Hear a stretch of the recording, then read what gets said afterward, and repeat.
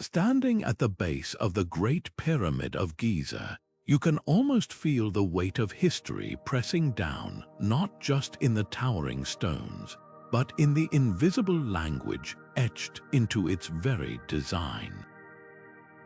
The pyramid's proportions aren't random. They're a carefully coded message from a time when numbers were more than just measurements. They were sacred, mystical, even divine. Across ancient civilizations, from the temples of Greece to the ziggurats of Mesopotamia, certain numbers reappear like hidden threads stitching together the fabric of myth, architecture, and cosmic order. These weren't arbitrary choices. They were deliberate, charged with meaning, guiding everything from the alignment of sacred sites to the rhythms of celestial cycles. What if I told you that buried beneath the surface of history, there are 30 of these numbers once revered, now often forgotten, that held the power to shape worlds? Think about the number 12, for instance. It's not just a digit we use to count hours on a clock. To the ancients, it was the foundation of cosmic harmony, 12 Olympian gods, 12 tribes of Israel, 12 astrological signs. Or consider the number 7, woven into the creation myths of cultures oceans apart, from the 7 days of Genesis to the 7 sages of Hindu tradition. These numbers weren't coincidences. They were part of a universal code, a shared understanding that transcended borders and epochs. But why? What made these digits so special that they were carved into stone, whispered in rituals, and passed down through generations as sacred knowledge? That's the mystery we're about to unravel. This isn't just a list of numbers. It's a journey into the minds of the people who saw the universe as a puzzle waiting to be decoded. By the time we're done, you'll walk away with something extraordinary, a new lens to see the world as they did. You'll notice these numbers hidden in plain sight, from the spirals of seashells to the orbits of planets. You'll understand why a Babylonian priest or an Egyptian architect would have gasped at the sight of a perfectly measured circle or a precisely angled pyramid. So let's step back in time to an era when numbers weren't just tools but keys to the cosmos itself. Ready to uncover the secrets? Then let's begin. 3 isn't just a number, it's a pattern woven into the very fabric of existence.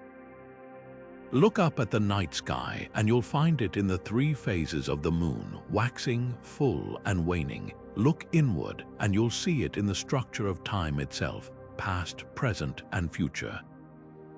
Ancient civilizations didn't just count in 3s, they revered them as a sacred blueprint, a divine rhythm that governed everything from the birth of gods to the rise of temples. Take the Hindu Trimurti, where Brahma the creator, Vishnu the preserver, and Shiva the destroyer form an unbreakable cycle of existence. Or the Christian Holy Trinity, Father, Son, and Holy Spirit, a single divinity expressed in 3 faces.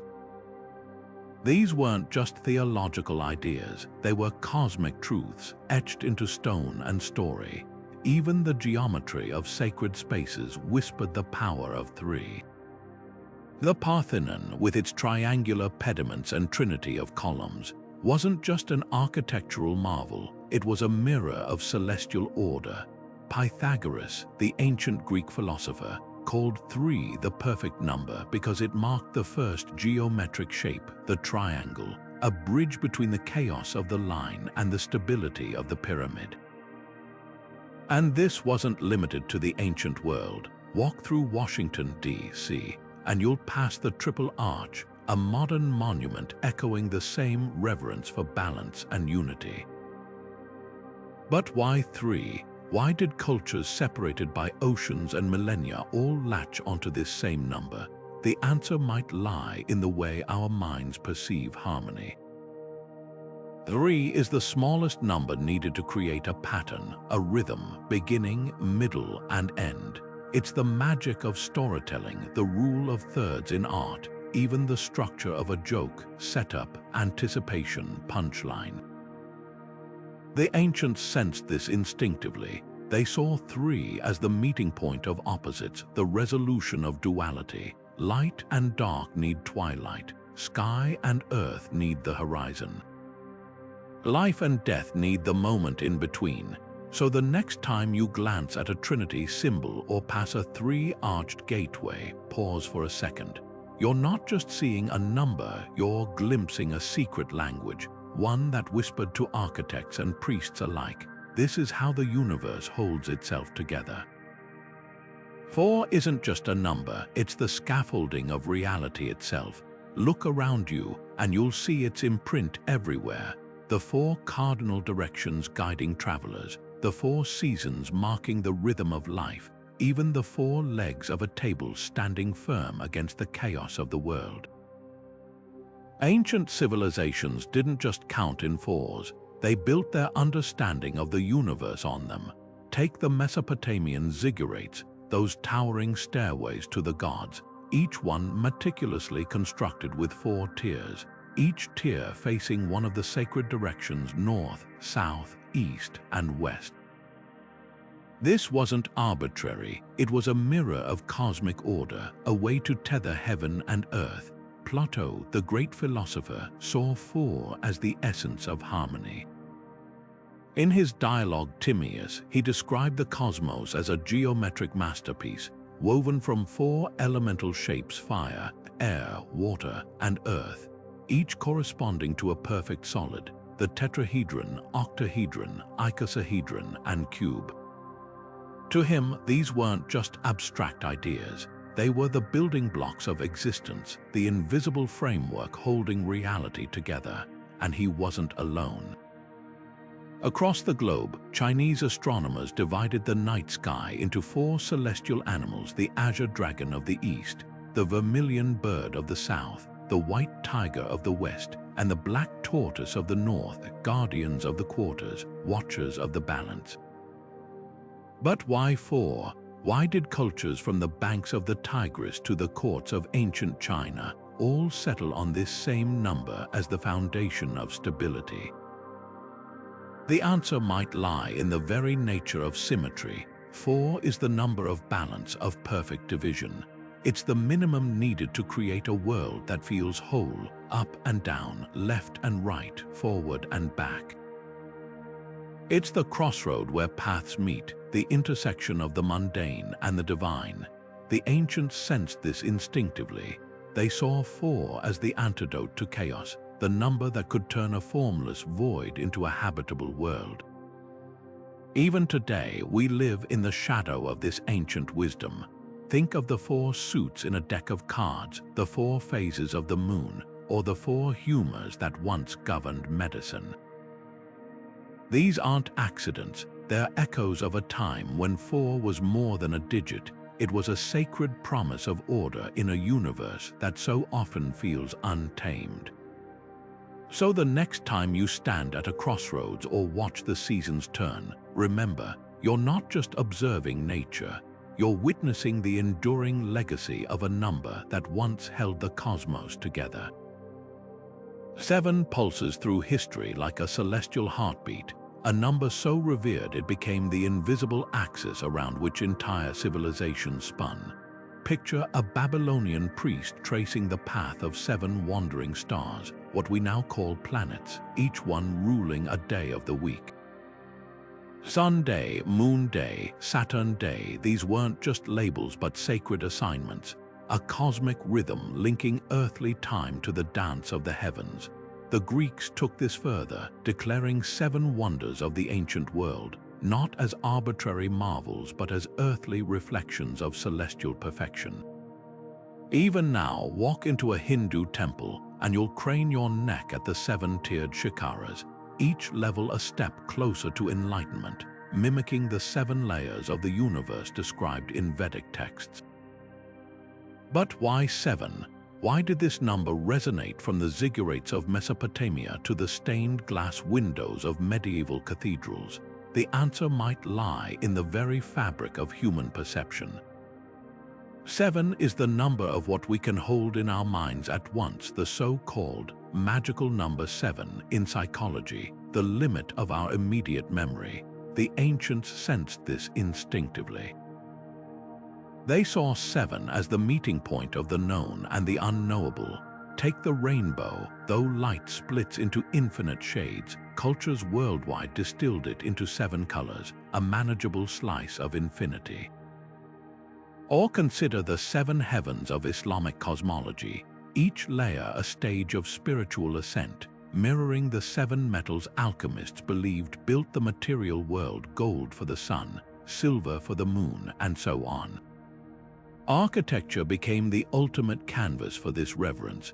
The great mosque of Samarra spiraled skyward with 7 concentric ramps, echoing the planetary orbits. In Rome, the 7 hills weren't just geography. They were the pillars of empire, a divine mandate etched into the landscape.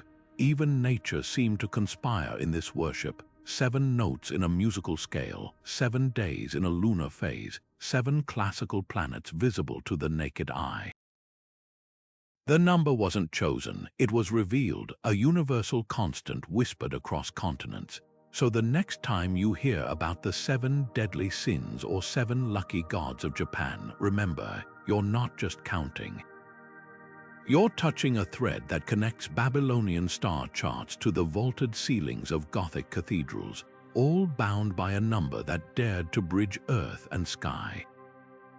12 doesn't just mark the hours on a clock, it carves the universe into perfect, repeating segments, a rhythm so universal it feels almost predestined. Picture a Babylonian astronomer tracing 12 constellations along the ecliptic, dividing the sky into a celestial clockwork where each sign governed a month, a season, a destiny. This wasn't just stargazing, it was cosmic architecture, a way to impose order on the chaos of the heavens. The Greeks mirrored this precision with their 12 Olympian gods, each deity presiding over a facet of life, from Athena's wisdom to Poseidon's storms, a pantheon as meticulously balanced as the zodiac itself. Even Solomon's temple, that sacred nexus of divine and earthly realms, rested on 12 bronze oxen, their hooves planted firmly at the 4 cardinal directions, a symbol of stability in a world governed by celestial law. But why 12? Why not 10 or 8 or 20? The answer might lie in the harmony of mathematics and myth. 12 divides effortlessly by 2, 3, 4, 6, making it the perfect vessel for organizing time, space, and even divinity. The Babylonians didn't just stumble upon 12 zodiac signs. They recognized that 12 lunar cycles fit neatly into a solar year, with just enough leftover days to account for the wobble of seasons. This wasn't coincidence, it was a marriage of observation and reverence. The 12 tribes of Israel didn't merely represent ancestral lines, they embodied a complete system, a microcosm of unity in diversity, much like the 12 months that together compose a whole year. Architecture, too, became a hymn to 12's perfection. The New Jerusalem described in Revelation isn't just a city, it's a geometric manifesto with 12 gates, 12 foundations, and 12 pearls, each number a thread in the tapestry of sacred order. Even today, juries of 12 deliberate, not because it's arbitrary, but because it's a number that feels inherently just, a relic of ancient trust in balance. So when you glance at a clock face or read your horoscope, remember, you're not just seeing numbers or stars, you're witnessing the fingerprints of a belief system that saw 12 as the scaffolding of reality, a number so vital it shaped temples, calendars, and the very stories we tell about the gods. The heavens didn't just inspire this reverence, they demanded it. 13 carries a shadow today, a number whispered with unease in elevators and hotel corridors, skipped on seat rows and street addresses. But peel back the layers of modern superstition, and you'll find a number once luminous with sacred power. To the Maya, 13 wasn't unlucky, it was the heartbeat of time itself. Their Tzolk'in calendar spun on a sacred cycle of 13 times 20, mirroring the moon's journey across 13 phases in a solar year. Each phase wasn't just a measure of days but a portal, a chance to sync human rituals with celestial rhythms. Meanwhile, along the Nile, Egyptian priests carved 13 steps into the scales of Maat, the goddess of truth, where souls were weighed against the feather of cosmic order. Here, 13 wasn't a curse, it was the final test, the threshold between mortality and eternity. Even the Norse myths pulsed with 13's power. Picture Valhalla's great hall, where 12 gods feasted until Loki, the trickster, arrived uninvited, making 13. This wasn't just a story about chaos. It was a recognition of 13 as the wild card, the force that shattered illusion and revealed hidden truths. The Aztecs, too, revered 13 as the number of celestial layers in their heavens, each tier a stage of spiritual ascent. So how did a number so deeply woven into sacred cosmologies become the stuff of bad luck? The answer might lie in the moon's own dance with imperfection. While 12 lunar cycles neatly fill a solar year, nature leaves a remainder, roughly 11 days. This gap, this cosmic hiccup, forced ancient cultures to reckon with a truth. The universe doesn't always fit our tidy systems. 13 became the outlier, the reminder that perfection is an illusion. When the Gregorian calendar later cemented 12 as the dominant framework, 13 was pushed to the margins, a number too unruly for rigid human order. Yet traces of its sacred past linger. Look at the 13 knots in a witch's ladder, each one a vessel of intention, or the 13 arrows clutched by the eagle on the seal, symbolizing unity among colonies. Even now, secret societies whisper of 13 as the number of transformation, the key to hidden knowledge. So the next time you flinch at Friday the 13th, remember, you're not fearing a number. You're standing at the crossroads of history, where reverence and superstition collide, and the moon still whispers its ancient, untamed truths. 28 is the silent pulse of the cosmos, a rhythm etched into temple walls and night skies long before clocks measured our days. Picture the moon as ancient civilizations saw it, not just a glowing orb, but a celestial timekeeper, waxing and waning through 28 perfect phases. To the Hindu architects of Khajuraho, this wasn't just poetry, it was geometry in motion. Their temples rose with 28 meticulously placed pillars, each one a stone echo of the lunar cycle, turning sacred spaces into three-dimensional calendars. Meanwhile, half a world away, Chinese astronomers mapped the heavens into 28 lunar mansions, dividing the sky into radiant way stations where the moon rested on its endless journey. These weren't arbitrary divisions, they were a cosmic language whispered in star charts and carved into altar stones. But why 28? Why did this number resonate across continents, from the domes of Islamic mosques to the bones of our own hands? The answer lies in the quiet perfection of celestial math. 28 is the sum of 1 plus 2 plus 3 all the way up to 7, a sacred sequence known as the lunar number. It's no accident that Islamic artisans spun this harmony into their architecture, crafting stars with 28 points, each ray a bridge between Earth and the divine. These patterns weren't mere decoration, they were prayers in geometric form, aligning human creation with the heavens' unerring rhythm. Even our bodies bear witness to this ancient reverence. The 28 phalanges in a human hand, those delicate bones beneath our skin, were seen by medieval scholars as a microcosm of lunar wisdom.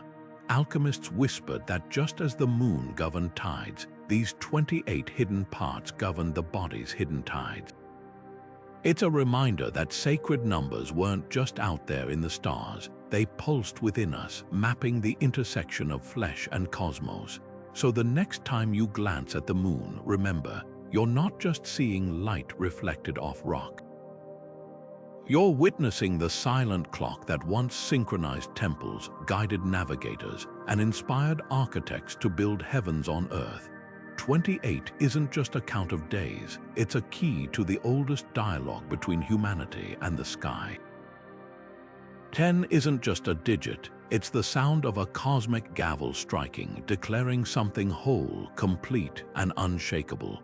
Picture Pythagoras, the ancient Greek philosopher, kneeling in the dust as he traces the sacred tetractys, a pyramid of 10 dots, one at the top, two below, then three, then four.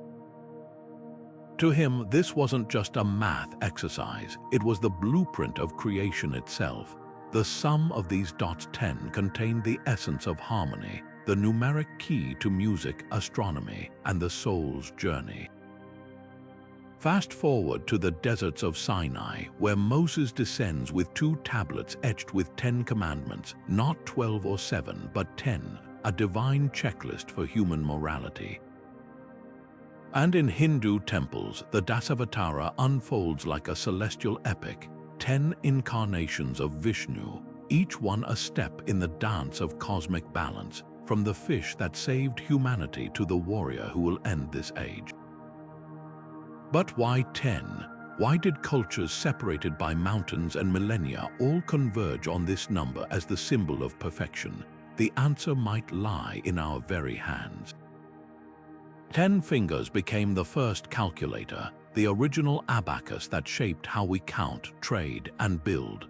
The Great Pyramid's architects knew this intuitively. Its base perimeter, when measured in sacred cubits, aligns with a ratio mirroring the number 10, as if the structure itself were a stone hymn to completeness. Even nature seems to whisper this truth. The metric system, the decimal clock of revolutionary France, the 10 celestial spheres of medieval cosmology, all reaching for the same ideal. Yet 10's power goes deeper than practicality. It's the meeting point of human limitation and divine order. The 10 Commandments weren't just rules, they were boundaries, a way to distill infinity into something graspable. The tetractys wasn't just a shape, it was a ladder between Earth and the stars, and those 10 avatars of Vishnu, they're not just stories, they're a map of evolution, from aquatic life to enlightened being. 10 in this light isn't arbitrary. It's the universe's way of saying this much, no further. Here, in this number, is where chaos finds its frame. So the next time you count on your fingers or glance at a decimal point, remember, you're not just using a tool. You're touching a sacred idea, one that shaped pyramids, commandments, and the very myths we live by. 10 isn't the end of the count. It's the beginning of understanding.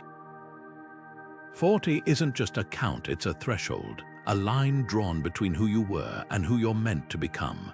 Picture Noah's Ark battered by 40 days of rain, each drop washing away the old world to make space for the new.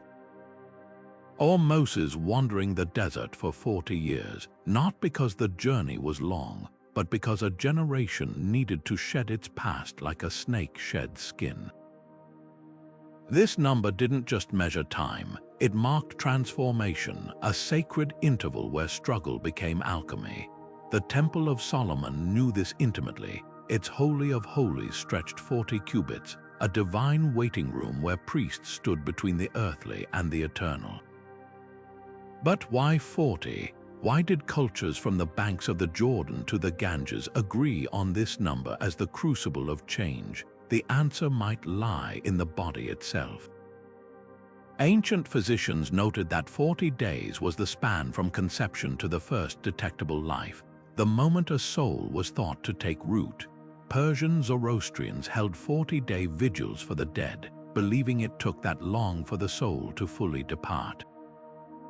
Even the Dalai Lama's monks observe a 49-day ritual, 7 weeks of 7, to guide the departed through the bardo, the in-between. 40, it seems, is the universe's way of saying true change can't be rushed.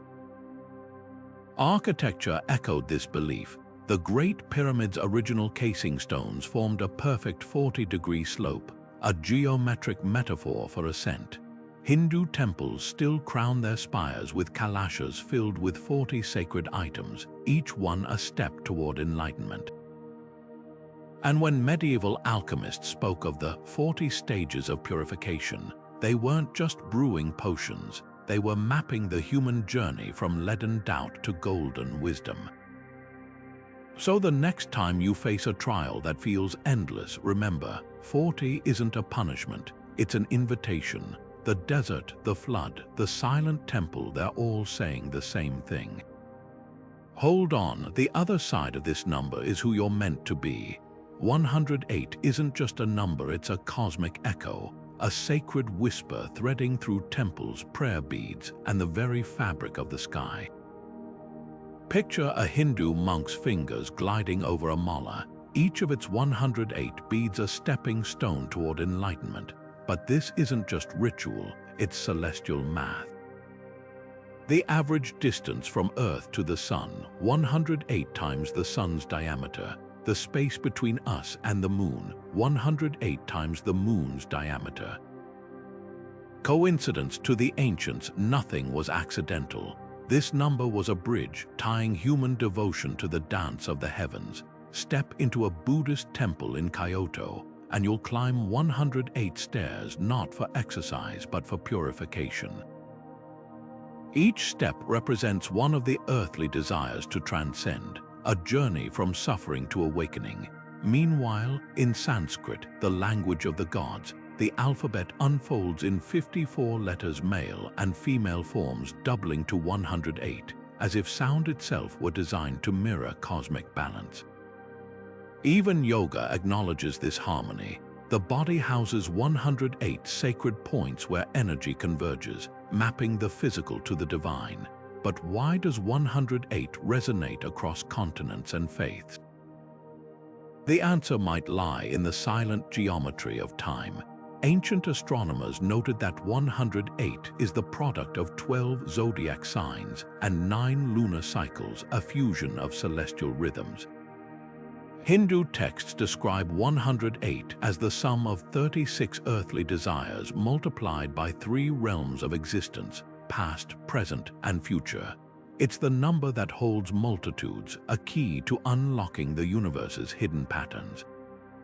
So the next time you see a mala or climb temple stairs, remember, you're not just counting or climbing. You're tracing a code written into the stars, a reminder that the sacred and the scientific were never meant to be separate. 108 is where the finite touches the infinite, where human longing meets cosmic design.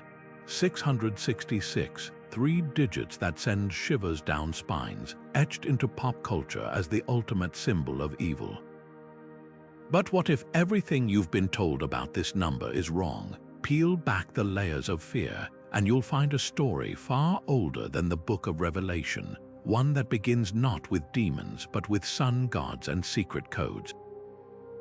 In ancient Babylon, 666 wasn't a curse, it was a celestial signature.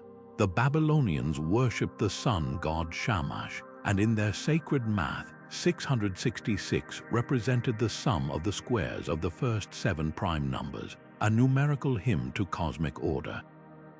Their temples echoed with this calculation, not as something sinister, but as a bridge between earth and the divine. Fast forward to the 1st century, and the number takes on a radically different meaning.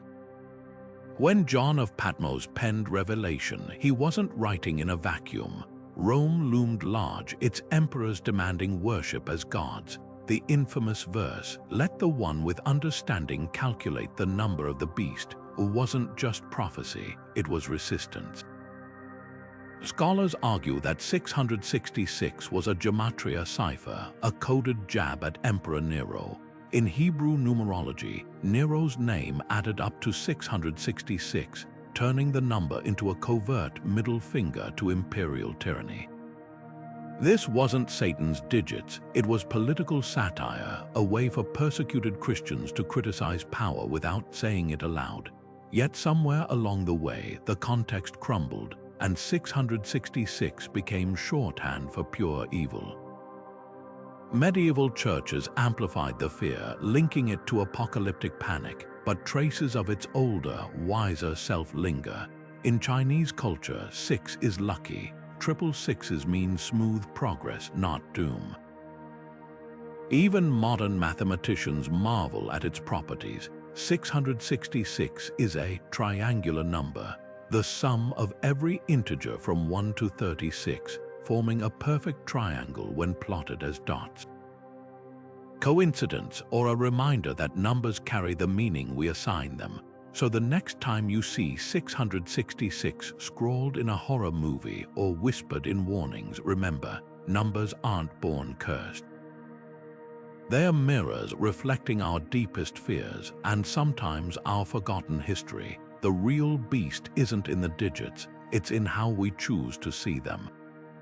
72 isn't just a number, it's a hidden key to the universe's slowest, most majestic dance. Imagine an ancient astronomer in Babylon, squinting at the stars, noticing something unsettling. The constellations weren't where they should be. Over decades, the entire sky seemed to slip, like a giant wheel turning on an invisible axis. This was precession, the Earth's slow wobble, shifting our view of the heavens by 1 degree every 72 years. To civilizations that built their myths and harvests on the stars, this wasn't just science, it was sacred geometry, a celestial secret whispered in stone. Take a step inside Beijing's Temple of Heaven, and you'll find 72 pillars holding up the Hall of Prayer for good harvests. This wasn't random symmetry. Each pillar represented a 5-day period in the Chinese solar year, weaving time and architecture into a single tapestry. But the reverence for 72 stretches far beyond China. In Jewish mysticism, the 72 names of God weren't just titles. They were vibrational codes, each one a fragment of divine power. Medieval alchemists spoke of 72 as the number of steps to transmute base metal into gold, not just a chemical process, but a metaphor for spiritual ascent. Even Dante's Divine Comedy divided hell into 9 circles, guarded by 72 demons, a dark mirror of the celestial order above. Why 72? The answer lies in the math of the cosmos. Divide the 360 degrees of a circle by 5, the sacred number of the pentagram, and you get 72. It's the meeting point of human measurement and celestial motion, a bridge between the finite and the infinite. The Egyptians knew this intuitively. Their calendar divided the year into 36 decan star groups that rose every 10 days, each with a light and dark half, totaling 72. These weren't just timekeepers, they were guardians of cosmic rhythm, ensuring the Nile's floods and the Pharaoh's reign stayed in sync with the heavens. So the next time you hear about the 72 disciples sent out in the Gospel of Luke or the 72 veins said to carry life force in Ayurveda, remember, you're not just counting. You're glimpsing a universal code, one that turned temples into clocks and prayers into maps of the stars. The heavens didn't just inspire these numbers, they demanded them, etching their slow, patient wisdom into everything from pillars to parables. 72 is more than a digit, it's the universe's way of keeping time. 144 isn't just a number, it's a blueprint for the divine, etched into the walls of temples and the pages of prophecy. Picture the New Jerusalem descending in Revelation, its foundations glittering with 144 cubits of jasper, a city designed not by mortal hands but by celestial mathematics. This wasn't arbitrary architecture, it was a mirror of cosmic order. 12, the number of zodiac signs and tribes, multiplied by itself becomes 144, a geometric hymn to completeness, a square of sacred symmetry. Hindu sages echoed this vision, dividing time itself into 4 yugas, with the Kali Yuga lasting 144,000 years. a cycle where humanity spirals from enlightenment to chaos and back again. Now, walk the grounds of Angkor Wat at dawn, and you'll see this number carved into the very earth. The temple's central towers rise in clusters of 144, echoing the petals of a lotus, the flower that symbolizes spiritual awakening. Each tower, each corridor, aligns with celestial movements, turning stone into a star map. The Khmer architects didn't just build a temple, they encoded the heavens, using 144 as the key to harmonize earth and sky. Even the temple's moat stretches 144 meters across, a liquid mirror reflecting the sacred geometry above. But why this obsession with squaring 12? The answer lies in the silent language of grids and gates. Sacred geometry teaches that 144 forms a perfect grid, a lattice where energy flows without resistance. Medieval mystics called it the number of ascension, the threshold where human devotion meets divine resonance. The Rosicrucians mapped their initiatory paths in 144 steps, each one a spiral toward higher consciousness. And in the Fibonacci sequence, 144 marks the 12th step, a golden ratio moment where math and mystery intertwine. So the next time you encounter 144 in a cathedral's rose window, a mandala's intricate layers, or even the 12 dozen eggs in a grocer's crate, pause. You're not just seeing a number, you're witnessing an ancient truth that the universe speaks in grids and gates, and 144 is the password to its hidden architecture. Pi isn't just a number, it's the silent pulse of the universe, humming in the curve of every wheel, the orbit of every planet, the sacred geometry of every temple. Imagine an Egyptian architect kneeling in the sand, tracing a perfect circle with nothing but a rope and a stick. To measure its circumference, they didn't need complex equations. They intuited that 3 times the diameter was close enough, roughly 3.16, a whisper of Pi's infinite mystery. The Great Pyramid of Giza holds this secret in its bones. The ratio of its perimeter to its height is 2 times pi, as if the builders encoded the heavens into stone. Babylonians took it further, etching pi as 3 1/8 into clay tablets, not as mere math, but as a bridge between earth and the divine. But it was in India where pi's spiritual weight truly unfolded. The Sulba Sutras, ancient Hindu texts, declared pi as 339 divided by 108, a fraction that mirrors the sacred syllables of Sanskrit mantras. Here, pi wasn't just a tool for building altars. It was a cosmic hymn, its endless decimals reflecting the infinite nature of Brahman, the ultimate reality. Jain mathematicians took this further, comparing the soul's journey to pi's unending spiral, always moving, never repeating, yet eternally bound to a higher order. Why did a number so coldly rational become a vessel for the sacred? The answer lies in the circle itself, the only shape without beginning or end, a symbol of eternity in cultures from Celtic knots to Zen Inso paintings. Pi's irrationality, its refusal to resolve into neat fractions, mirrored humanity's own yearning for the infinite. Medieval Christian mystics saw pi as proof of divine craftsmanship. If God was the geometer of the universe, then pi was his signature, a number too perfect for mortal comprehension. Even today, when scientists calculate pi to trillions of digits, they're not just chasing precision, they're tracing the edge of the unknowable. So the next time you see a full moon or spin a prayer wheel, remember, you're not just encountering a shape.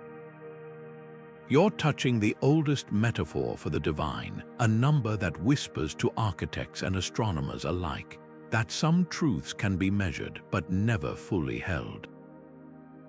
The golden ratio isn't just a math problem, it's the universe's favorite flourish, a spiral hidden in seashells, a curve carved into cathedral arches, a rhythm humming through the veins of leaves.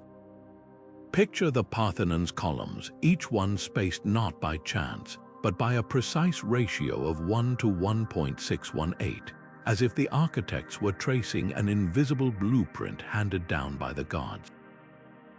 Da Vinci obsessed over this same proportion, sketching the Vitruvian man with limbs outstretched to fit perfectly inside both a circle and a square, his navel dividing his body into golden sections.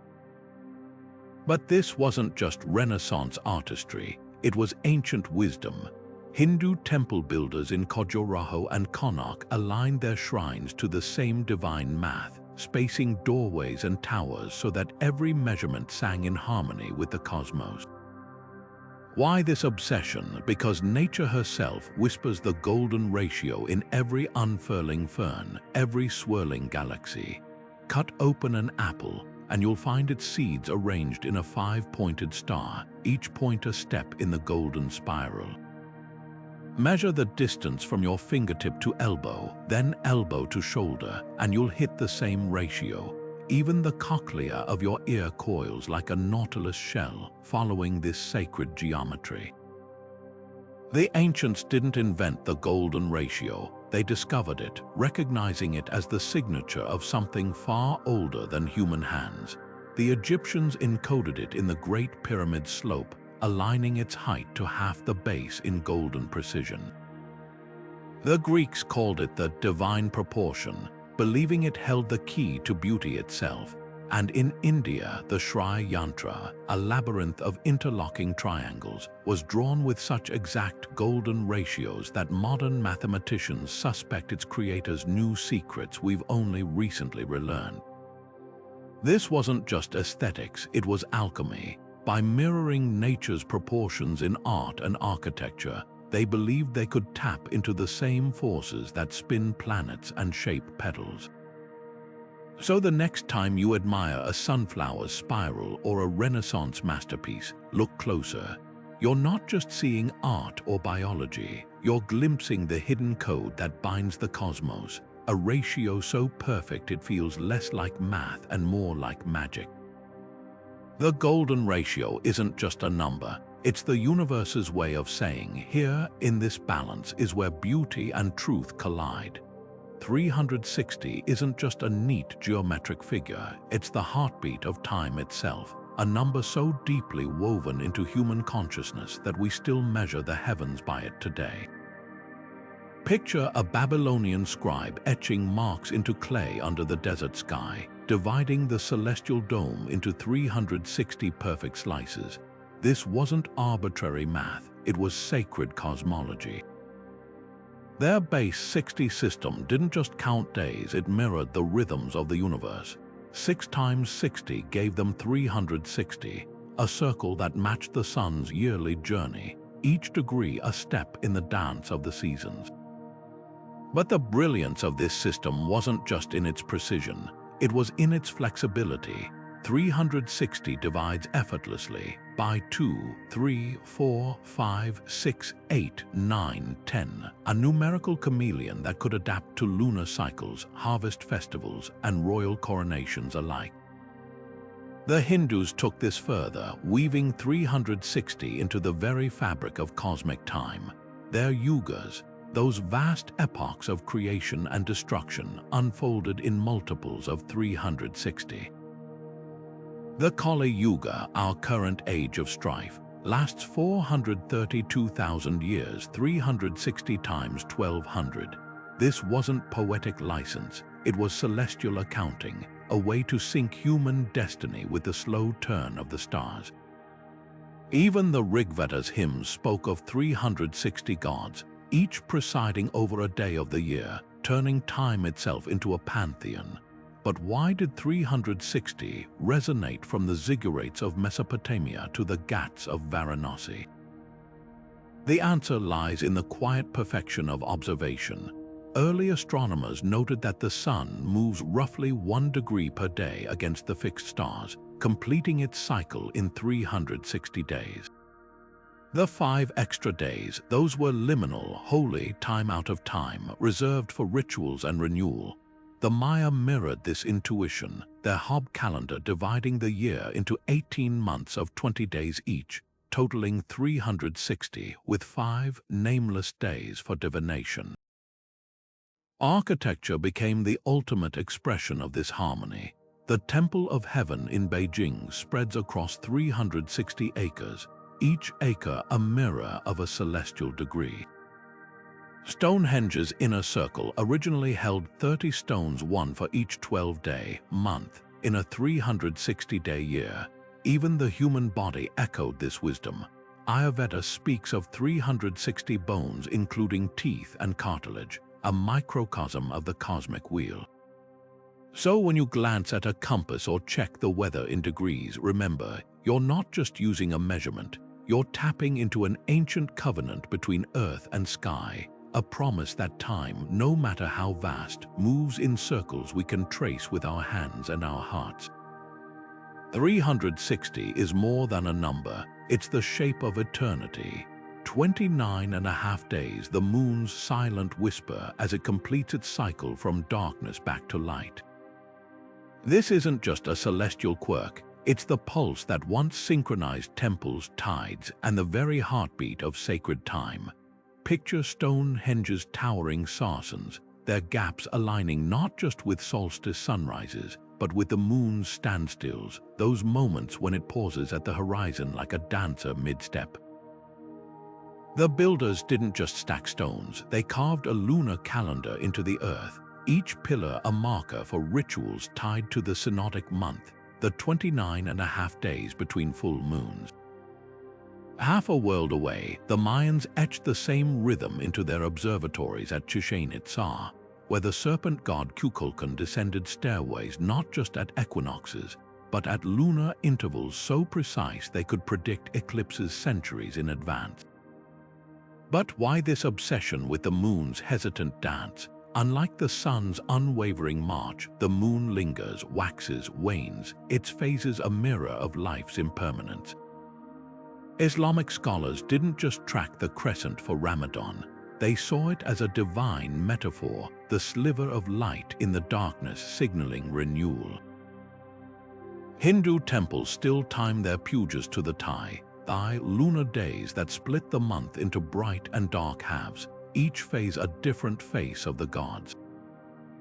Even the Babylonians, with their star charts and ziggurats, tied the moon's cycle to the ebb and flow of rivers, believing its pull governed not just tides but the luck of kings. The deeper truth lies in the moon's quiet rebellion against neat arithmetic.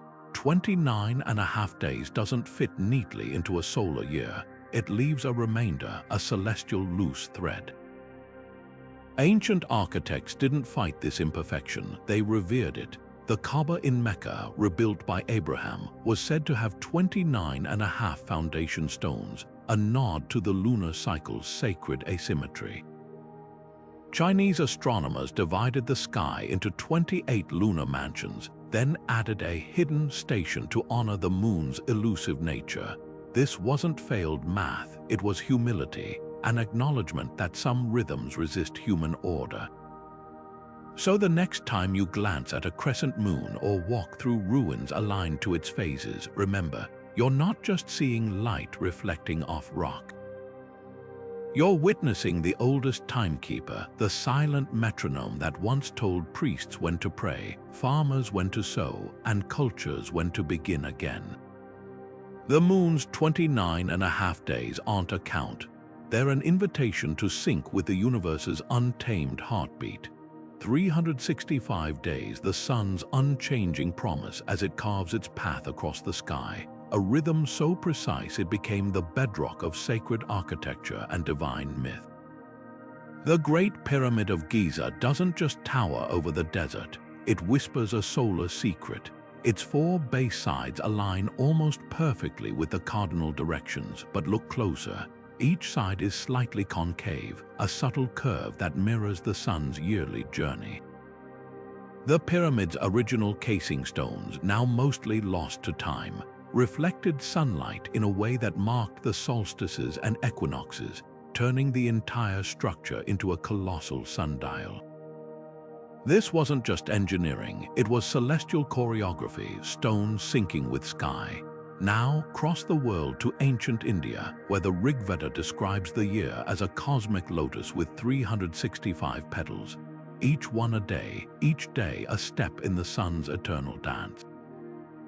Hindu temples like the Konark Sun Wheel were designed as stone calendars, their chariot wheels not just art but timekeepers, with 8 spokes for the day's divisions and 12 pairs for the months.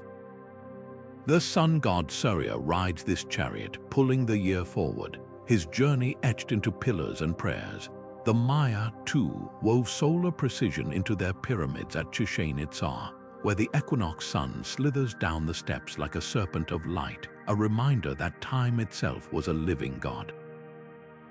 But why did cultures separated by oceans and epochs all fixate on this same number? The answer lies in the body's own wisdom. The human heart beats roughly 100,000 times a day, over 365 days. That's 36 million beats, a rhythm mirroring the solar year's grand scale. The Egyptians divided the year into 12 months of 30 days each, then added 5 epagonal days, sacred, liminal time when the gods walked the earth. These extra days weren't an afterthought, they were the seams holding the cosmic fabric together. The deeper truth, 365, isn't just a count of days, it's a covenant. When the pharaohs aligned their pyramids or the Vedic sages counted lotus petals, they weren't just measuring time.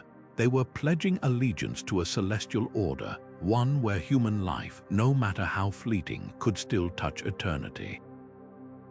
The sun's light doesn't just reveal the path, it invites us to walk it one sacred day at a time. 432 hums through the cosmos like a forgotten melody, a number so potent it echoes across creation myths and concert halls alike. Picture this: in Hindu cosmology, a single kalpa, a day in the life of the universe, spans 432 million years, a cycle so vast it makes human history feel like a blink.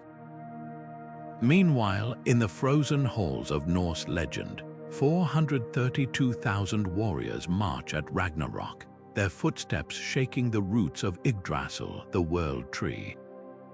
These aren't just random figures plucked from the void, they're fragments of a universal code, a rhythm the ancients seemed to hear in the very fabric of existence.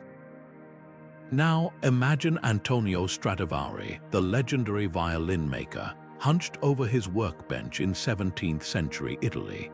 He didn't just craft instruments, he tuned them to 432 Hz, a frequency believed to resonate with the music of the spheres, the harmonic hum Pythagoras claimed the planets sang as they moved through the heavens. Modern musicians still debate this tuning, some swearing it unlocks a warmth and clarity missing from today's standard 440 Hz. But why 432? The answer might lie in the silent mathematics of the sky. 432 is 12 squared multiplied by 312 zodiac signs, 12 months, 12 Olympian gods, all cubed into something cosmic. The Babylonians divided the night into 12 double hours, each governed by a celestial body. Multiply those 12 by the 36 decans, star groups the Egyptians used to track time, and you land on 432, a sacred grid mapping the heavens. Even the Great Pyramid whispers this number. Its base perimeter, in sacred cubits, aligns with a ratio mirroring 432 squared, as if the architects were etching celestial math into limestone. But here's the real magic. 432 isn't just a count of years or warriors or vibrations. It's a key. When Hindu sages spoke of kalpas or Norse skalds sang of Ragnarok's armies, they weren't just telling stories. They were encoding a truth about cyclical time, about destruction and rebirth written into the universe's DNA. The next time you hear a violin's cry or count the stars, listen closely. The cosmos might just be humming its oldest song. 9 isn't just the last single digit, it's the cosmic full stop, the number that swallows endings and births beginnings in the same breath. Picture Yggdrasil, the immense ash tree of Norse legend, its roots drilling down through 9 worlds from Asgard's golden spires to Hel's frozen mists.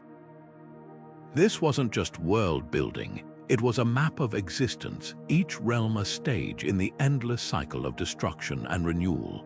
Meanwhile, in the temples of India, the 9 nights of Navaratri whirl by like a divine clockwork, each night a different face of the goddess Durga, from warrior to nurturer to destroyer.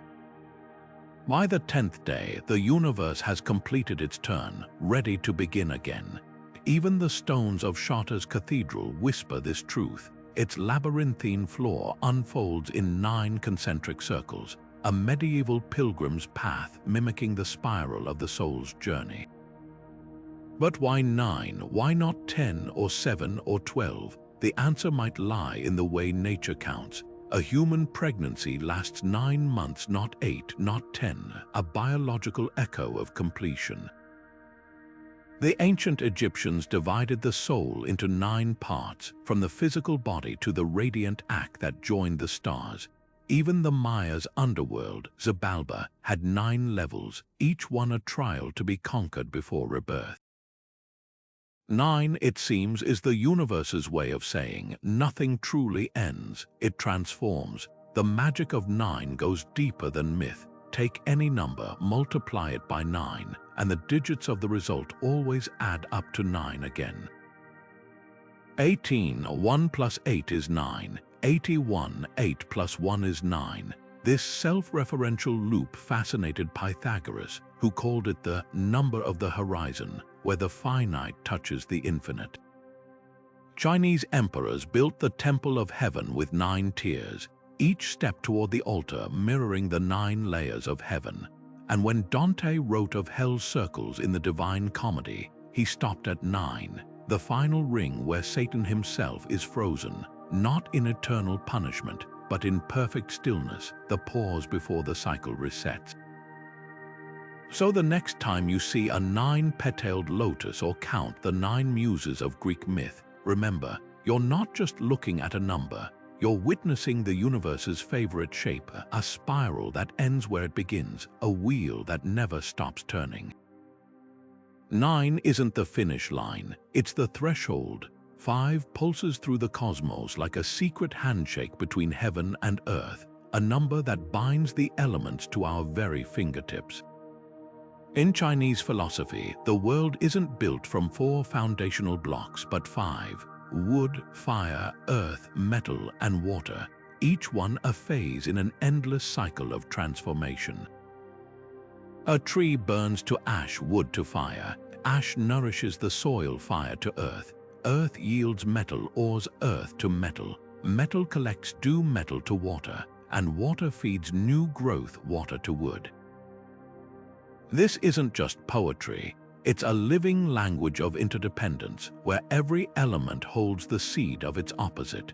Traditional Chinese medicine maps this wisdom onto the body, with 5 organs mirroring the elements, the heart as fire, the kidneys as water, each one a microcosm of the universe's balance. Pythagoras, the ancient Greek sage who saw numbers as divine language, held 5 sacred for a different reason. To him, the pentagram, a 5-pointed star, was the ultimate symbol of health and harmony. Draw it with a single unbroken line, and you've captured the golden ratio in motion, each intersection a meeting point of mathematical perfection. His followers whispered that the human body, arms and legs outstretched, could be inscribed within this star, our navel its center. This wasn't just geometry, it was proof that the same patterns governing the heavens pulsed within us. Even the apple, when sliced crosswise, reveals a 5-pointed secret, its seed arrangement a tiny echo of cosmic design. Now step into a Hindu temple, and you'll find this quintessence carved into stone. Panchayatana temples arrange 5 shrines in a quincunx, 1 at the center, 4 at the cardinal directions, honoring not just gods, but the very axes of existence. The central deity, often Shiva or Vishnu, becomes the axis mundi, the world tree connecting earth to sky, while the four surrounding shrines anchor the compass points. But here's the revelation: this layout mirrors the human form, the head as the central spire, the limbs reaching toward the horizon's architecture as anatomy, the temple as a body of the divine. The magic of 5 lies in its refusal to be static. Unlike 4's rigid stability or 3's spiritual symmetry, 5 dances. It's the fingers on a hand, each one distinct yet united, capable of both a fist and a caress. The Aztecs knew this intuitively. Their fifth sun, the era we live in now, was born from motion, a celestial dance of sacrifice and renewal. Even nature agrees. Starfish radiate in 5 arms, roses spiral in 5 petaled fractals, and the planet Venus traces a perfect pentagram across the sky every 8 years. So the next time you count the elements on one hand or trace a star with a pencil, remember, you're not just touching a number, you're touching the blueprint of a universe that repeats itself from the vast to the vanishingly small. A reminder that the cosmos doesn't just surround us, it breathes through us. 21 is the Alchemist's hidden staircase, a number spiraling through sacred texts, temple steps, and the silent counting of prayer beads, each one a rung on the ladder to transformation. Picture a Buddhist monk's fingers moving over a mala, each of its 21 beads a breath, a mantra, a step closer to awakening. This isn't just meditation, it's numerical alchemy. The same count appears in the steep ascents of Mayan pyramids, where 21 steps separate the earthly from the celestial, each tier a stage in the soul's journey. But why 21? Why did cultures oceans apart fixate on this number as the key to transcendence? The answer might lie in the silent arithmetic of the cosmos. Take 3, the sacred number of divine balance, and multiply it by 7, the celestial heartbeat. What unfolds is 21, a fusion of earthly harmony and heavenly rhythm. In Hindu tradition, 21 threads are woven into the sacred Upanayana ceremony, the initiation where a child becomes a student of the universe. Tibetan Buddhists chant 21 verses of the praises to Tara, each syllable a key to unlocking compassion. Even the Kabbalists saw 21 as a portal, the numerical value of the divine name Eye, I am, a whisper of creation itself.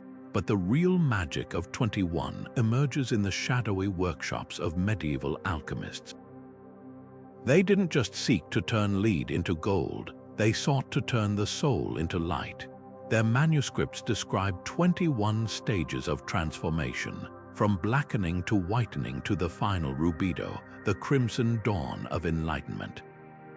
Each stage wasn't just a chemical process, it was a mirror of inner metamorphosis. The Mayans, though half a world away, mirrored this intuition. Their pyramid at Decode rises in 21 tiers, each level representing a step in the hero's journey through the underworld, death and rebirth etched into stone. Here's the revelation: 21 isn't just a count, it's a threshold. The human body holds 21 grams, an elusive weight some say is lost at death, the soul's final measure. Coincidence or proof that this number bridges realms? From the rosaries clutched in Kyoto's temples to the glyphs of Palenque, 21 whispers the same truth. Enlightenment isn't a sudden flash. It's a spiral, a climb, one sacred number at a time. 64 isn't just a number, it's a divine game board, a grid where gods and mortals play out the universe's deepest mysteries. Picture an ancient Indian chessboard. Its 64 squares, not just a battlefield for kings and pawns, but a mirror of cosmic warfare. Each move echoed the dance of creation and destruction, the black and white squares symbolizing the eternal duel between light and shadow. But this wasn't just a game, it was sacred geometry in motion. The chaturanga, chess's ancestor, wasn't invented for entertainment. It was a teaching tool, a way to encode the 64 tantric arts described in Hindu scriptures, from music and sculpture to the science of time itself. Every pawn's advance, every knight's leap, was a lesson in strategy and spirituality, a microcosm of life's infinite possibilities. Now shift your gaze to China, where the I Ching's 64 hexagrams unfold like a celestial codebook. Each six-line symbol isn't just a fortune-telling tool. It's a snapshot of cosmic energy in flux. The interplay of solid and broken lines, yang and yin, creates 64 permutations, a numeric language for predicting everything from harvests to dynasties. Legend says the sage Fu Zai glimpsed these patterns on the shell of a tortoise, a creature whose own shell often bears 64 scutes, as if nature itself were whispering the number's significance. The I Ching's hexagrams didn't just answer questions, they mapped the Tao, the endless interplay of opposites that shapes reality. But why 64? Why did cultures separated by mountains and millennia fixate on this square of 8 by 8? The answer might lie in the silent mathematics of harmony. 64 is 4 cubed, 4 directions, 4 elements, 4 seasons multiplied into a higher dimension. Hindu temple architects knew this intuitively. The Sri Yantra, that intricate web of interlocking triangles, is traditionally drawn within a 64-part grid, a geometric key to unlocking cosmic energy. Even the human genetic code whispers this truth. The 64 possible codons in our DNA, each triplet an instruction for building life, as if biology itself were playing by the gods' rules. So the next time you see a chessboard or consult the I Ching, remember, you're not just engaging with a game or a divination tool.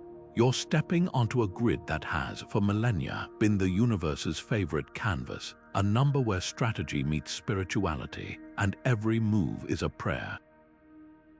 22 letters, not just shapes on parchment, but the very tools the universe used to speak itself into existence.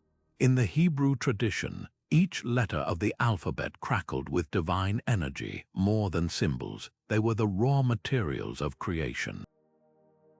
The first chapter of Genesis doesn't just describe light and land being formed. It whispers of God carving reality from the silent void with words, "Let there be," and there was. But this wasn't unique to the Hebrews. The Egyptian god Thoth, scribe of the gods, didn't just record history. He composed it, his hieroglyphs humming with the power to summon gods or curse kings. Words weren't descriptions, they were incantations, and alphabets weren't tools, they were blueprints. Now, picture a medieval mystic hunched over a vellum page, tracing the curves of the Hebrew letter Aleph. To them, this wasn't just the first character of the alphabet, it was a cosmic key. Kabbalists believed Aleph's silent breath, it's a letter without a sound, mirrored the unspoken name of God, the ineffable source of all things. Each of the 22 letters held a numerical value, a vibrational frequency that could unlock hidden dimensions of Scripture. The word for truth, emet, added up to the sacred number 9, while death, mavet, totaled 446 numbers that weren't just math but maps to deeper truths. This reverence for 22 rippled far beyond sacred texts. The Tarot's major arcana, those 22 enigmatic cards from the Fool to the World, weren't just a fortune teller's deck. They were a visual alphabet, each card a cipher for life's archetypal journeys: love, loss, power, enlightenment. Occultists like Eliphaz Levi saw tarot as a Western Kabbalah, the cards mirroring the Hebrew letter's path to wisdom. The High Priestess, she was Gimel, the camel bridging earthly and divine wisdom. The Tower, that was Pi, the mouth that speaks destruction before renewal. But why 22? Why did cultures from the Nile to the Rhineland fixate on this count as the hinge between language and creation? the answer might lie in the body itself. The Hebrew alphabet has 22 letters, just as the human skeleton has 22 major bones supporting its structure, as if our flesh were a living scripture. Even the lunar calendar whispers this truth. 22 is the number of days in the moon's visible waxing and waning, a celestial pulse mirrored in the rise and fall of civilizations. So the next time you trace a letter or shuffle a deck of cards, remember, you're not just handling symbols, you're touching the echoes of an ancient belief that words don't just describe the world. They shape it. 22 isn't a random count. It's the universe's original syntax, the grammar of the divine. 33 isn't just a count of years or steps, it's a celestial stairway, a number etched into the bones of sacred traditions as the ultimate threshold of mastery. Take Jesus' 33 years of earthly life, not a random span, but a deliberate arc from birth to crucifixion to resurrection, each year a rung on the ladder of divine purpose. The Gospels don't just tell a story, they encode a blueprint: 33 vertebrae in the human spine, mirroring the path from earthly foundation to heavenly crown. But this wasn't unique to Christianity. Venture into the pantheon of Hindu lore, and you'll find 33 Koti deities, not crores in the modern sense of millions, but categories of divine beings, from the 12 Adityas of the sun to the 8 Vasas of elemental forces. Together, they form a cosmic council, a hierarchy of celestial wisdom stretching from the soil to the stars. Freemasons took this symbolism even further, structuring their initiatory path into 33 degrees of enlightenment. Each degree wasn't just a lesson, it was a transformation from entered apprentice to sovereign Grand Inspector General. The 33rd degree, the pinnacle, wasn't about power, it was about synthesis, the moment when esoteric knowledge and earthly service fused into a single flame. The Masonic ladder, with its 33 rungs, echoed Jacob's vision in the Bible, a bridge between heaven and earth where angels ascended and descended not as separate beings, but as facets of the same journey. But why 33? Why did cultures separated by millennia and geography all fixate on this number as the marker of ascension? The answer might lie in the body's own silent geometry. 33 is the sum of human vertebrae, the physical spine that holds us upright, literally the backbone of our existence. Yogis speak of 33 segments in the subtle spine, each one a gateway for Kundalini energy to rise from root to crown. Even the stars seem to whisper this truth. Sirius, the brightest star in our sky, moves through 33 degrees of the zodiac over a lifetime, a celestial mirror of human evolution. The deeper magic of 33 lies in its refusal to be ordinary. It's 3 times 11, 3, the number of divine balance multiplied by 11, the master number of intuition and revelation. Dante's Divine Comedy unfolds in 33 cantos per book plus an introductory one, structuring the journey through hell, purgatory, and paradise as a spiral of 33 steps. Tibetan Buddhist stupas often rise in 33 tiers, each level a stage of the Buddha's path to awakening. So the next time you hear of Jesus' 33 years or trace the degrees of a Masonic lodge, remember, you're not just counting. You're witnessing a universal code, a number that doesn't just measure time or steps, it maps the soul's ascent. 33 isn't the end of the road. It's the doorway. 11 isn't just a number, it's a whisper from the universe that something is about to shift, a crack between worlds where the ordinary bends toward the extraordinary. Picture the ancient Hindu tradition of Ekadashi, where devotees fast on the 11th day of the lunar cycle, not as punishment but as a portal. This isn't mere abstinence, it's alignment. The moon's pull is strongest on these days, and by emptying the body, the soul becomes lighter, more receptive to the subtle currents of the divine. Meanwhile, half a world away, the architects of Gothic cathedrals embedded 11 into their soaring designs, 11 pillars here, 11 steps there, not as accidents but as silent invitations.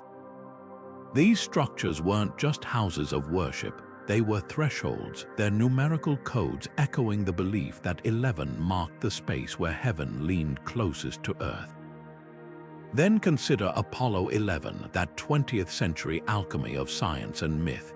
The mission didn't just land humans on the moon, it landed them there on July 20th, 2 plus 0 equals 2. And when you subtract that from 11, you're left with 9, the number of completion. Coincidence, or a subconscious nod to 11's role as the hinge between realms? The lunar module even touched down at 20. 17 UTC 2 plus 0 plus 1 plus 7 equals 10, one short of 11, as if hovering on the edge of revelation. But why does 11 resonate as this universal liminal code? The answer might lie in its refusal to fit neatly. 10 is completeness, fingers, commandments, perfect order. 12 is cosmic harmony, zodiac signs, months, divine governance. But 11, it's the outlier, the disruptor, the number that forces systems to expand or collapse. Tarot's 11th card is justice, not as rigid law, but as the moment when scales tip and truths are revealed. In numerology, 11 is the master number, vibrating at a frequency too high for ordinary life, reserved for visionaries and crisis points. Even nature conspires in this mystery. The sun's activity cycles peak every 11 years, a solar heartbeat that disrupts communications and ignites aurora's celestial reminders that transformation isn't gentle.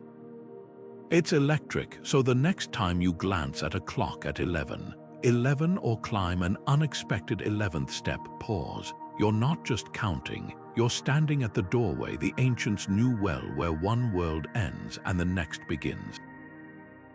8 isn't just a digit, it's the shape of infinity turned on its side, a loop without beginning or end. Picture the Ouroboros, that ancient serpent devouring its own tail, its coiled body tracing the exact curve of the numeral 8. This wasn't just a symbol of cyclical time, it was a promise written in scales and sinew. What ends must begin again. The Babylonians knew this intimately. Their legendary Ishtar Gate, a shimmering marvel of cobalt tile and gold relief, wasn't a simple arch, it rose in 8 towering tiers, each level a stage in the soul's journey through death and rebirth. To pass through those gates wasn't just to enter a city, it was to walk the spiral of eternity itself. Now, cross the world to a Buddhist monastery, where the eightfold path unfolds like a map to liberation. Right view, right intention, right speech. Each step isn't just a moral guideline but a spoke on the wheel of samsara, a way to break free from endless cycles of suffering. The Buddha didn't choose 8 steps at random. He encoded a deeper truth, that liberation isn't a straight line but an infinity loop, where wisdom and compassion feed into each other like the serpent's endless feast. Even the Dharma wheel, with its 8 spokes, mirrors this, not just a teaching tool, but a geometric key to unlocking the universe's rhythm. In China, 8 pulses with a different kind of magic. Say the number aloud, Ba, and you're whispering the word for prosperity. Skyscrapers in Hong Kong soar with 8th floors prized above all others, while license plates bearing 8 sell for fortunes. But this isn't mere superstition. It's numerology with roots in the I Ching's 8 trigrams, those elemental combinations that map everything from storms to mountains. Each trigram isn't just a symbol, it's a frequency, a vibration aligning human ambition with cosmic flow. When a bride receives a red envelope with 8 coins, or a business launches on the 8th day of the 8th month, they're tapping into an ancient current, one that says abundance isn't a destination but a cycle. The deeper revelation, 8, is where the finite touches the infinite. The chessboard's 8x8 grid isn't just a playing field. It's a universe in miniature where every move echoes the balance of order and chaos. The octave in music doesn't just repeat notes, it transcends them. The same pitch reborn higher, lighter, transformed. Even the body whispers this truth. The eighth chakra, the aura's luminous halo, isn't bound to flesh but radiates beyond it, a personal ouroboros of energy.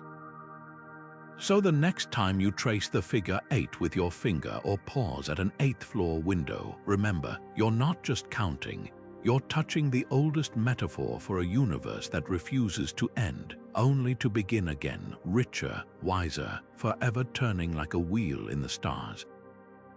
17 isn't just a tally, it's the hidden pulse of divine reckoning, a number that flickers through sacred fires and celestial hymns like a coded demand from the gods themselves. Picture the Rigveda's ancient verses, 17 hymns dedicated to the storm god Indra, each one a thunderclap of praise timed to the rhythm of cosmic debt. These weren't arbitrary invocations, they were ritual mathematics, a precise offering to keep the heavens from collapsing into chaos. Meanwhile, across the Mediterranean, Carthaginian priests gathered every 17 years at the temple of Baal Hammon, not for celebration but for surrender, the most unthinkable sacrifice. Children, wrapped in sacred linen, were placed into the bronze arms of a towering idol, its hollow belly glowing with furnace heat. Historians debate the scale, but the timing is etched in stone, 17 years like clockwork, as if the city's survival depended on meeting some celestial payment plan. The question isn't just why 17, but why this number bridged cultures separated by deserts and seas. The answer might lie in the stars. Babylonian astronomers tracked the Saros cycle, a 17-year rhythm of eclipses where the sun, moon, and earth realigned in eerie repetition. To them, eclipses weren't just celestial events, they were omens, moments when the gods peered through the fabric of the sky. The Rigvedic hymns, timed to Indra's victories over drought-bringing demons, may have mirrored this cycle 17 as the interval between divine interventions, the span between famine and deliverance. Even the Carthaginians, though their rituals chill the blood, might have seen 17 as the threshold of renewal, the years it took for a generation to grow and the next to be owed. But here's the twist, 17 resists easy symmetry. It's a prime number, indivisible, stubborn, a quality that may have made it sacred. Unlike 12's harmonious divisions or 7's celestial ubiquity, 17 stands alone, a number that can't be broken. Pythagoreans feared primes as unholy, gaps in the fabric of perfect math, yet the ancients seemed to wield 17 as a blade, a way to cut through the mundane and touch the divine. The Hindu Mahabharata whispers of 17 days of apocalyptic war, the exact time needed to cleanse the world for a new age. Norse myths describe Odin hanging for 17 nights on Yggdrasil, his sacrifice unlocking the runes, not just pain, but a transaction with the cosmos. So when you stumble upon 17 in sacred texts or star charts, don't just count, listen. This number isn't a quiet observer, it's a collector, a cosmic tollbooth where humanity trades suffering for survival, hymns for harvests, blood for borrowed time.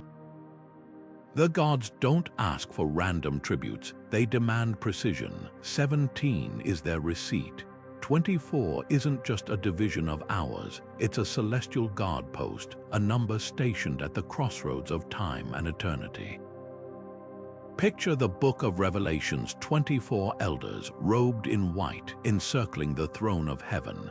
These weren't just celestial courtiers, they were timekeepers, their crowns cast before the divine, as if surrendering the measured days back to the infinite. Each elder may have mirrored the 24 horrors of the Hindu day, where every hour wasn't just a span of minutes but a sacred shift, presided over by a different deity. Dawn belonged to Brahma, noon to Shiva, dusk to Vishnu, the day unfolding as a divine relay, each god passing the baton of time to the next. Now, tilt your gaze to the night sky as the ancient Egyptians saw it. Their astronomers didn't just count stars, they mapped 24 decans luminous sentinels that rose hour by hour, dividing the darkness into precise, sacred intervals. Each decan wasn't just a marker but a guardian, its appearance heralding rituals, medical treatments, even the fate of pharaohs. The diagonal star clocks in tomb ceilings weren't simple timepieces. They were portals aligning mortal lives with the rhythm of the cosmos. When a decan star rose, it wasn't just telling time, it was unlocking a door between worlds. But why 24? Why did cultures separated by deserts and millennia all settle on this count as the architecture of time? The answer might lie in the body's own silent mathematics. The day's natural division into 12 daylight hours and 12 nighttime hours creates a symmetry even the stars obey. The Sumerians, with their base 60 system, saw 24 as a perfect harmonic divisible by 2, 3, 4, 6, 8. It's the number that bends without breaking, accommodating lunar months, solar years, and the sacred geometry of temples. Even now, we live in the shadow of this ancient wisdom. The 24 letters of the Greek alphabet weren't just for writing. They were considered vessels of cosmic power, each O-N-E Chinese letter, a celestial force. The Kabbalist's tree of life extends through 24 paths, each a bridge between divine emanations. And when medieval alchemists spoke of the 24-hour distillation process, they weren't just brewing elixirs. They were mimicking the sun's journey, turning leaden time into golden insight. So the next time you check your watch or glance at the clock tower, remember, those 24 digits aren't just numbers. They're the echoes of a time when hours were holy, and every tick of the clock was a footstep of the divine. The sentinels of eternity still stand watch, only now we've forgotten how to hear their whispers. 52 isn't just a number, it's the ticking clock of the cosmos, a countdown etched into temple walls and star charts, marking the moment when civilizations held their breath and prayed for the world to continue. The Maya didn't just track time, they lived in its shadow, their long count calendar pivoting on a sacred hinge, the Zumulpili, the binding of years. Every 52 years, the solar and ritual calendars aligned like interlocking gears, completing a cycle so fraught with tension that cities extinguished every flame, shattered every pot, and waited in darkness for the dawn. If the sun rose anew, it meant the gods had granted another span of existence. If not, well, that's why priests kept vigil atop pyramids, their eyes fixed on the Pleiades, praying the star cluster would cross the zenith at midnight, a celestial thumbs up from the universe. But this wasn't just Mesoamerican dread. Across the ocean, Hindu sages spoke of the Manvantara, epochs lasting 52,000 years each, not random spans, but multiples of 52, as if the universe itself worked in fractal cycles of destruction and rebirth. The Vishnu Purana describes these eras like waves, civilizations rising, peaking, then crumbling back into the cosmic ocean, only for the next cycle to begin. 52 wasn't just a measure of time, it was the rhythm of entropy, the interval between cosmic resets. Even the Norse whispered of Ragnarok's aftermath, where 52 survivors would emerge from the ashes to repopulate the world, a number precise enough to feel deliberate, yet mysterious enough to haunt. Why 52? The answer might lie in the silent mathematics of survival. 52 is 4 times 13, 4, the number of cardinal directions and elemental stability, multiplied by 13, the lunar cycles in a solar year. It's the meeting point of earthly order and celestial chaos, the moment when the moon's untamed rhythm crashes into the sun's unwavering path. The Aztecs knew this intuitively. Their sunstone, that colossal carving often mistaken for a calendar, is actually a sacrificial altar. Its 52 glyphs not just tracking time, but marking the debt owed to the gods to keep the sun moving. No blood, no dawn, no faith, no future. The deeper truth, 52, is the universe's way of keeping receipts. Every half-century or so, it demands a reckoning not just in myth but in nature. Modern science reveals that solar magnetic poles flip roughly every 52 years, a hidden pulse that disrupts communications and stirs auroras. Coincidence? Or proof that the ancients sensed a rhythm we've only just begun to measure? When the Maya shattered their pottery or the Aztecs fed hearts to the sun, they weren't just practicing superstition. They were balancing the books of existence, paying a tithe to time itself. So the next time you glance at a calendar or count the weeks in a year, remember, 52 isn't just a tally. It's a covenant, a reminder that the wheel of fate never stops turning and every revolution demands its due. From the pyramids to the stars, these 30 sacred numbers were never just digits. They were the universe's first language, whispered in stone, etched in myth, and woven into the very fabric of time. Think about the last time you counted the petals of a flower or glanced at a clock face. You weren't just observing, you were stepping into an ancient conversation, one that began when the first astronomer traced the moon's path or the first architect laid a foundation in perfect alignment with the stars. These numbers weren't arbitrary. They were bridges between earth and sky, mortal and divine, chaos and order. Take a moment to consider the sheer audacity of this shared vision. The Babylonians, the Maya, the builders of Angkor Wat cultures separated by oceans and millennia, all arrived at the same sacred mathematics, as if tapping into some fundamental rhythm of existence. The 7 colors of the rainbow, the 12 hours on your watch, the 5 fingers on your hand, these aren't accidents. They're fragments of a code, one that guided civilizations to build temples that touched the heavens and tell stories that outlasted empires. And here's the beautiful truth. This code isn't locked away in dusty scrolls or buried ruins. It's alive, pulsing in the world around you. The next time you hear a symphony, notice how its harmonies dance in multiples of 3. When you pass a Gothic cathedral, count its spires, they'll likely whisper back in sacred geometry. Even the screen you're watching right now flickers at a frequency steeped in numerical mysticism, though we've forgotten to call it magic. So I'll leave you with this challenge. Look closer. Let these numbers be your lens. When you spot them in the spiral of a seashell, the tears of a wedding cake, the chapters of your favorite book, pause. You're not just seeing a pattern, you're hearing an echo, one that stretches back to the dawn of human wonder. The cosmos still speaks in these numbers. The real question is, what will you do with their secrets? Now it's your turn. Which of these numbers feels like it's humming to you? Is it the golden ratio's perfect spiral or the rebellious pulse of 11?